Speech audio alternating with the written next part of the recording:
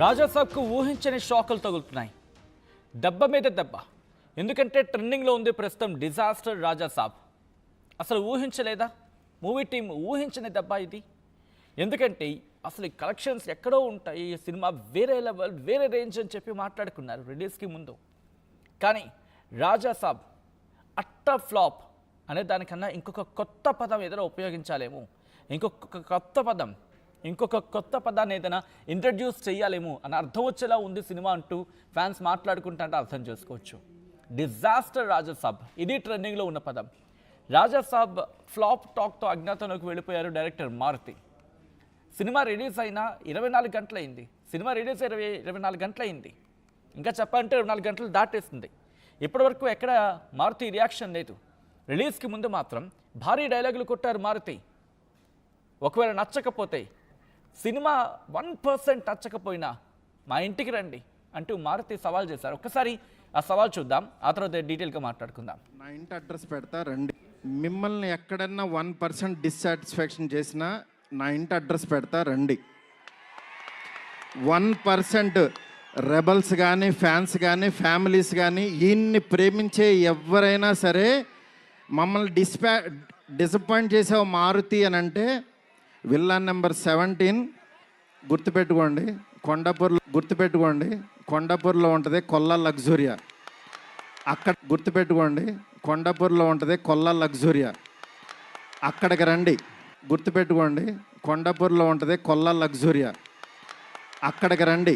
గుర్తుపెట్టుకోండి, కొండాపూర్లో ఉంటుంది కొల్లా లగ్జూరియా. అక్కడికి రండి. గుర్తుపెట్టుకోండి, కొండాపూర్లో ఉంటుంది కొల్లా. మీరు గుర్తుపెట్టుకున్నారు కదా, గుర్తుంది కదా. మరి గుర్తుపెట్టుకోండి, బాగాలేకపోతే రండి అన్నారు కదా, అందుకే అక్కడికి వెళ్ళింది. ఇటు జనాల నుంచి ఒక్కసారి ఆ మీమ్స్ చూడండి. డిజాస్టర్ రాజాసాబ్ అని చెప్పి ఆ మీమ్స్ చూడండి. ప్రభాస్ ఫేస్ సీజీ ఏంటో అంటూ ఒకరు, రాధేశ్యామ్ హరిహర వీరమల్లు రాజాసాబ్ దట్స్ ఇట్ అంటూ ఇంకొకరు, మొత్తం అందరినీ ఒక ఫ్రేమ్లో పెట్టినట్టుగా. మారుతి కోర్స్ నాకు ఇది పలాకాలు అనుకోవట్లేదు, ఎందుకంటే అభ్యంతరకర భాషను ఉపయోగించింది కాబట్టి మనం అక్కడ బీప్ వేయడం జరిగింది. ఆ తర్వాత India's first AI hero film అంటూ కూడా ఇంకొంతమంది.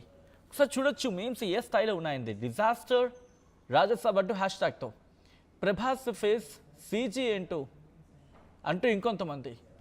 సో ఎవరికి వచ్చినట్టు వాళ్ళు. సో ఎవరికి ఇష్టం వచ్చినట్టు వాళ్ళు మీమ్స్ చేసుకుంటున్న సందర్భం. డిజాస్టర్ రాజాసాబ్ అంటూ ఏ స్థాయిలోకి వెళ్ళిపోయిందో మనం చూస్తున్నాం. అయితే సినిమా ఫ్లాప్ అయితే ఎందుకు, మరి ముఖ్యంగా ఫ్యాన్స్ ఎలా తట్టుకోరు కదా. వాళ్ళ భాష ఏదో, వాళ్ళ ఆవేదన ఏదో వాళ్ళ భాషలో చెప్పే ప్రయత్నం చేస్తారు. మీరే కదా అన్నారు మారుతి గారు, ఒకవేళ సినిమా నచ్చకపోతే కనుక మా ఇంటికి రండి అని చెప్పి. మీరన్న మాటే కదా, మీరే కదా అంది. అందుకే మీ ఇంటికే వచ్చింది ఆర్టీవీ. సినిమా బాగాలేదు, ప్రజల నుంచి వచ్చిన టాక్. సో రియాక్షన్ ఏంటి చెప్పి అక్కడికి వస్తే మీరు వ్యవహరించిన తీరేంటి? అక్కడ మీ ఇంటికి మీరే కదా రమ్మని చెప్పింది. అక్కడ ఏం జరిగింది ఒకసారి చూడండి. ఆర్టీవీ లైవ్ కవరేజ్ కోసం అక్కడికి వెళ్తే మారుతి విల్లా సిబ్బంది ఎలా ప్రవర్తించారో చూడండి. దీనికైనా రమ్మంది? ఒకసారి మీరు చూడండి, ఆర్టీవీ అక్కడికి చేరుకున్నప్పుడు వాళ్ళు ఎలా వ్యవహరించారో ఆ విషయాలు ఒకసారి. ఇగో ఈ లాస్ట్ బాక్స్లో మీరు చూస్తున్నారు కదా, ఈ లాస్ట్ బాక్స్లో విజువల్స్ మీరు చూడొచ్చు. అదిగో వాళ్ళు వ్యవహరించిన తీరది. సినిమా ప్రోగ్రామ్ అప్పుడు, సినిమా కార్యక్రమాల సందర్భంలో మీరు డైలాగులు వేస్తే తప్పులేదా? వస్తే తప్ప? ప్రశ్నిస్తే తప్ప? అక్కడ అడిగితే తప్ప? అక్కడ మీరే కదా రమ్మని చెప్పింది. మీరే కదా రమ్మని చెప్పినప్పుడు ఇలా వాళ్ళు అసలు మనుషులేనా? ఒక మనిషిని అలా హ్యాండిల్ చేస్తారు వాళ్ళు? ఎవరు అసలు? ఎందుకు అలా హ్యాండిల్ చేయాలి? ఒక మనిషిని వ్యవహరించే తీరదే, ఒక మనిషిని పట్టుకొని మాట్లాడే తీరదేనా? దాడి చేస్తారా? కొడతారా? ఎక్కడున్నాం సార్? ఎక్కడున్నాం? ఏ లోకంలో ఉన్నాం? ఏ ప్రపంచంలో ఉన్నాం? ఆర్టీవీ సిబ్బంది మీద ఆ విల్లాకు సంబంధించి ఆ సిబ్బంది దాడి చేసిన విజువల్స్ మీరు చూడొచ్చు. సినిమా టీం ఎప్పటివరకు రియాక్షన్ లేదు. ఎవరి ఎక్స్పెక్టేషన్స్ వాళ్ళవి. ఎందుకంటే అక్కడ ఉంది ప్రభాస్, 6 అడుగుల కటౌట్ అది. ఆ కటౌట్ కోసం ఆ సినిమా సూపర్ హిట్ అవ్వాలని చెప్పి ఫ్యాన్స్ వెయిట్ చేశారు. 3 ఏళ్ల కష్టం అది.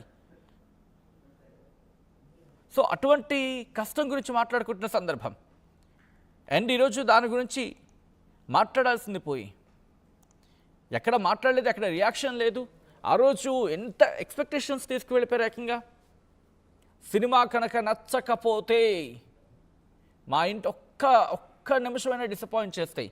ఒకసారి డైలాగ్ వినిపించే ప్రయత్నం చేస్తారు. ఒకసారి ఆ రోజు మారుతి గారు ఏమన్నారో ఒకసారి విందాం.